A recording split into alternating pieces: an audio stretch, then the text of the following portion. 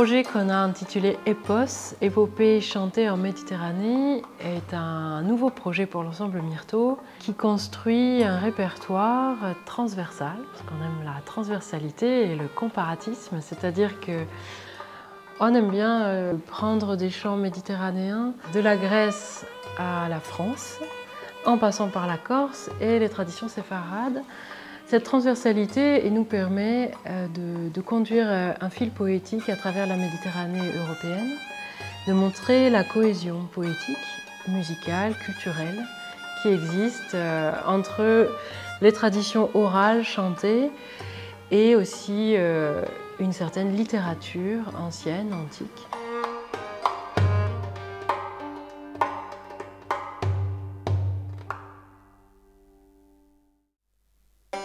Nous avons par exemple des extraits du cycle du Cid, du côté espagnol, du côté séfarade, des romances dont les thématiques s'enracinent dans l'Antiquité avec des légendes qui étaient racontées déjà chez Ovide.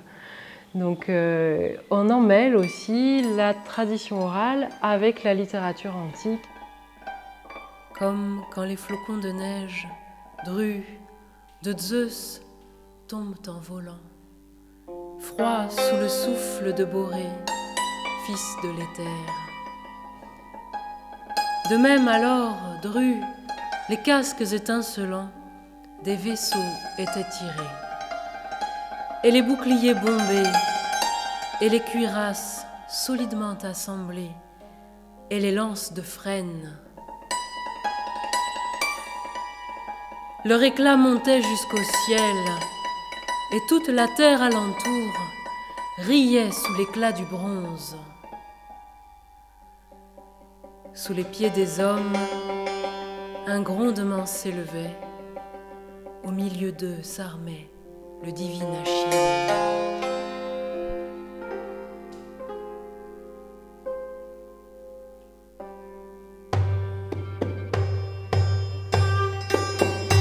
Alors pour cette résidence, on a eu la chance d'être accueillis par l'abbaye de Sylvanès. Donc on a eu une semaine pour travailler dans cette abbaye, pour construire ce répertoire aussi. On a pu travailler dans un très beau cadre, avec une belle acoustique, et dans un lieu avec une belle histoire. On a surtout travaillé dans le scriptorium, qui est magnifique.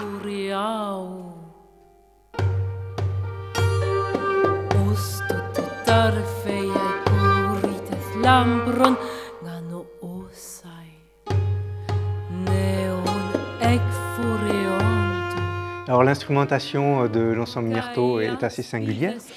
Donc nous avons tous des instruments traditionnels. Moi j'ai des cordes frottées, donc le violon qui est assez standard, qui a remplacé petit à petit tous les instruments traditionnels.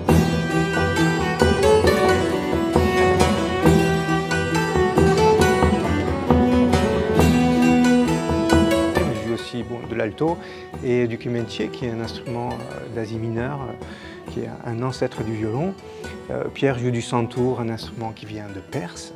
Laetitia, en plus de chanter, joue de la vielle à roue, donc qui est plutôt tradition française, et du sistre, qui vient de Corse ou d'Italie. Et Timothée joue des percussions qui viennent plutôt du monde arabe. Et avec ça, on essaie de construire un son un son assez singulier, en tout cas qu'on espère original, pour retravailler des chants traditionnels à notre manière.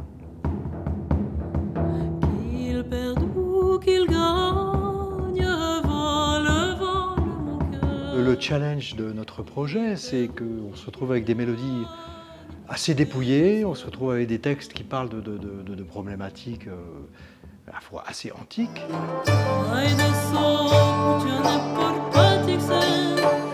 Donc il faut trouver une voie pour moderniser, pour rendre ça accessible, pour rendre ça intéressant. Et évidemment, dans l'épopée, pour moi, ça évoque aussi la série, le feuilleton, le péplum. Donc on a essayé de composer, d'arranger, de trouver des couleurs, des contrastes qui permettent aux spectateurs de suivre notre spectacle et comme une épopée, d'avoir un parcours épique avec Myrto.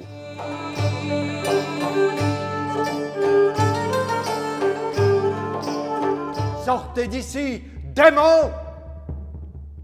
Tu as les gestes d'un homme, mais les actes d'un lion.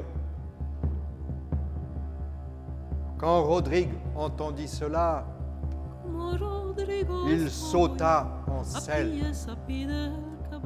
Et une des dimensions du projet, donc c'est un projet musical mais qui est aussi littéraire, tous ces textes, ces ballades narratives, ces poèmes, c'est vraiment de la poésie qu'on va chercher. On fait dessus un travail de traduction qui sera partiellement, même presque intégralement donné au public. Je me tiens pour offensé. On en mêle au chant et à la musique, on en mêle aussi la traduction, une partie de la traduction, ce qui donne en fait un aspect de conte. C'était aussi une veillée, ce concert c'est aussi une veillée avec plein d'histoires, très anciennes. Et pour terminer, je dirais que ce qu'on essaye de retrouver en mêlant littérature et musique et de manière très étroite, c'est un peu l'art de l'Aède, ce poète-chanteur symbolisé par Orphée, mais en réalité il était réel, ces Aèdes, ces troubadours de l'Antiquité, qui allaient de ville en ville pour chanter la poésie, la dire, la scander, la chanter. Les 300 gentilshommes.